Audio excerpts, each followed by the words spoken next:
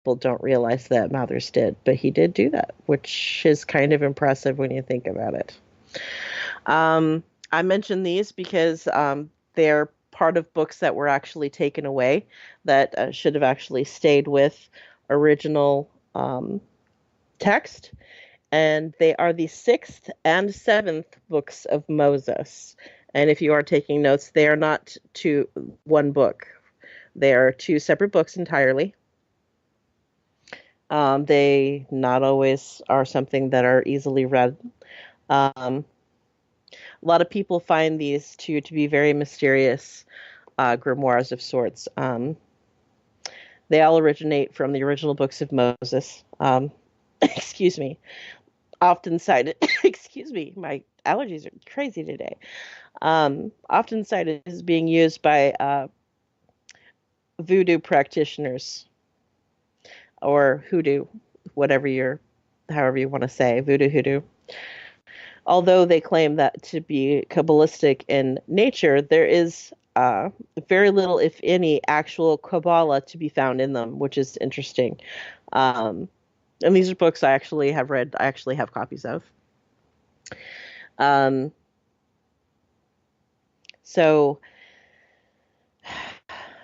they rather appear to be more of a traditional ritual magic system with incantations to summon and dismiss spirits to achieve worldly ends. So, this being republished or actually translated, um, excuse me, published regularly, let's say, in 1849 and translated to English in 1880.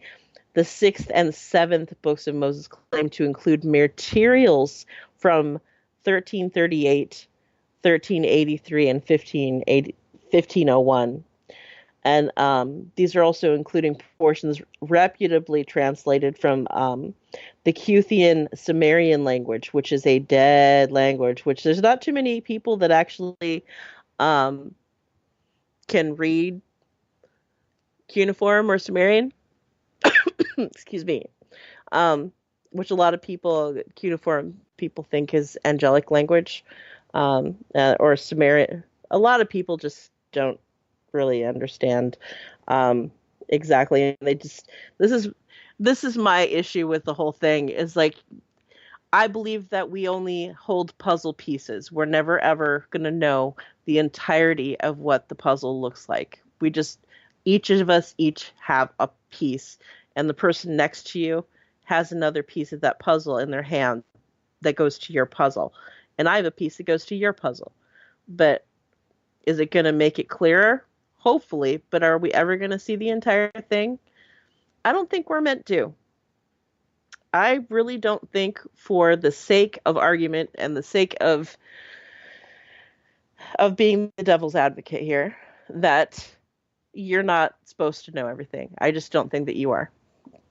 Anybody, not just you, anybody, including me. So, um, so being that these are extinct languages, just like people translating biblical texts, a lot of things get lost in translations. That's another argument of mine.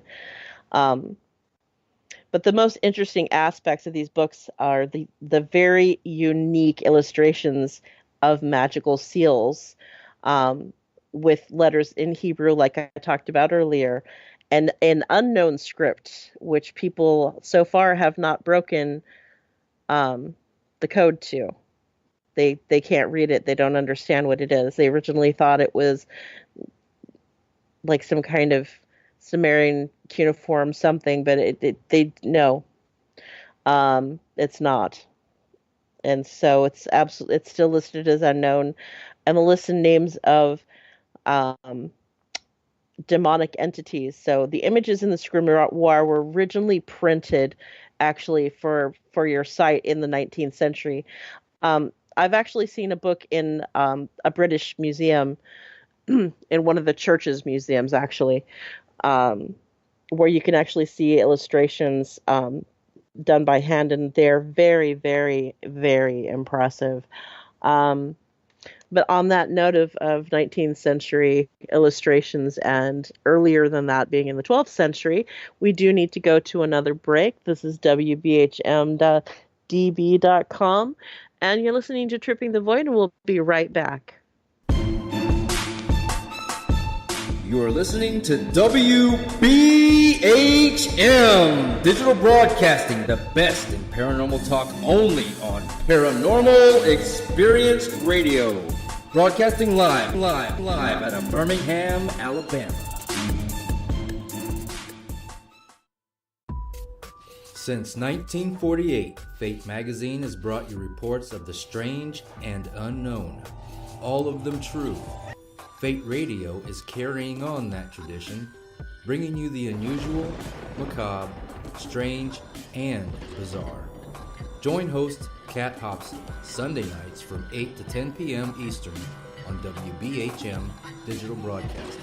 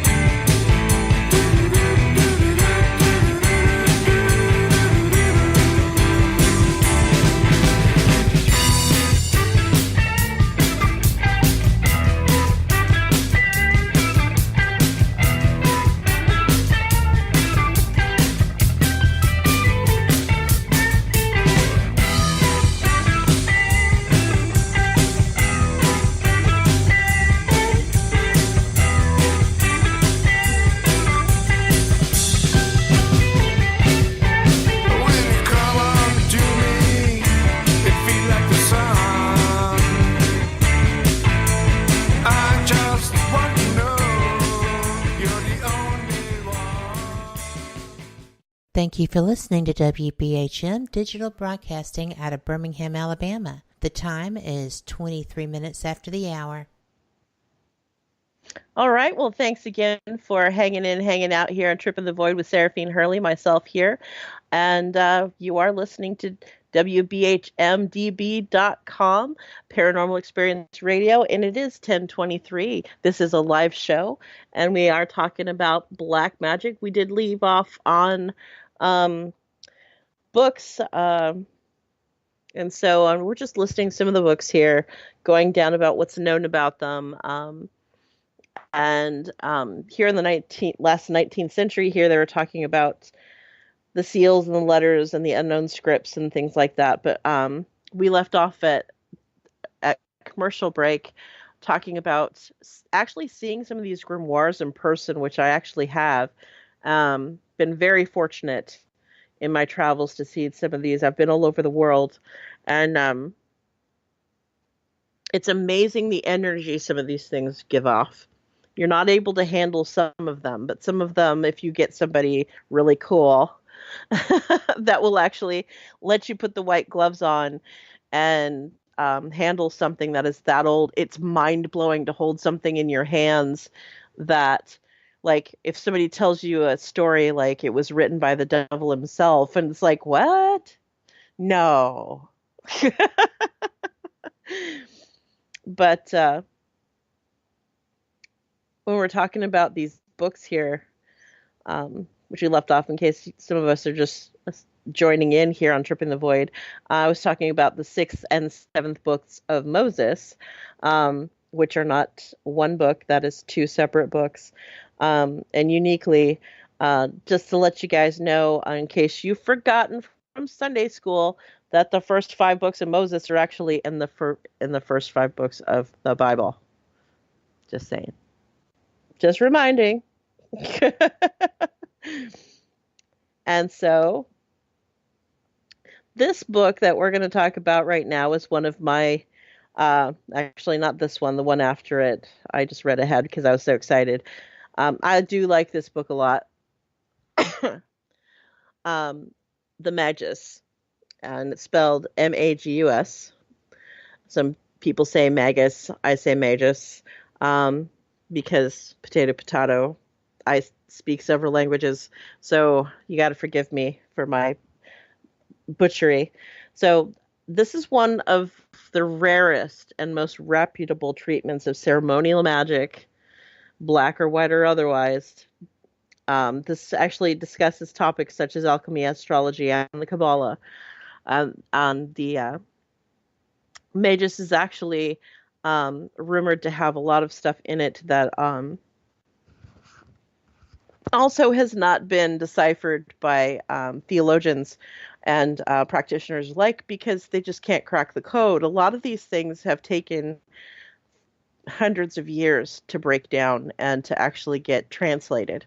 And I believe that the writers of some of these things actually did not, like I said, want you to be able to, or just wanted to make it just extra harder for you to get the juice from that berry, because why give it all to you if you're not willing to work for it, right?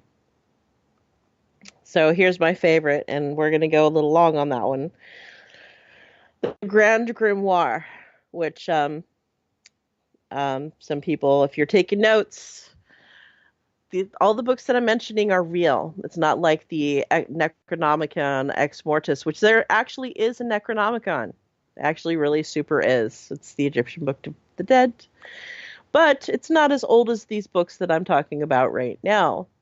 The Egyptians did have a Book of the Dead, but it was not called the Necronomicon until when? Anybody? Bueller? If I could only hear Chris's voice now. Yeah. So they didn't really do a lot of the stuff until they had the printing presses running and things like that. But then you have things like this, the Grand Grimoire, which you don't find in its entirety. They do have there's two known actual copies of this book. One is intact entirely as far as they know, and the other one is in bad shape. It has been copied. Some people have copies of it. There are copies available of it. But this is one of those things that you would need training wheels for. I wouldn't be diving in unless you knew what you were doing. I'm just saying. I just find that the Grand Grimoire is one of the most fantastic of the cycle, and is, in the beginning, excuse me, it was really, with its introduction, had this grandiose introductions by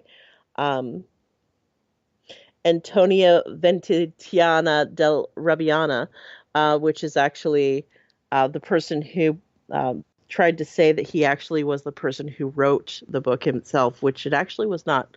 And the one thing about this is that when you're dealing with books of this nature, you get a lot of people who are fakes, where they will come and tell you that they wrote the book themselves, but it actually was not written by them. A lot of them are written anonymously because the contents are so salacious and dangerous to some folks, or actually a lot of people, that they don't want to take credit for it, because back when this was actually released, you could have been burned to death or worse. There's worse things, being kept alive and like having your skin peeled off, being flayed and kept alive for days, for having written something of this nature. So they try to say, especially this person tries to say, that the origins of this book are Italian. by reason of its rarity and the great request in which people request copies. We are really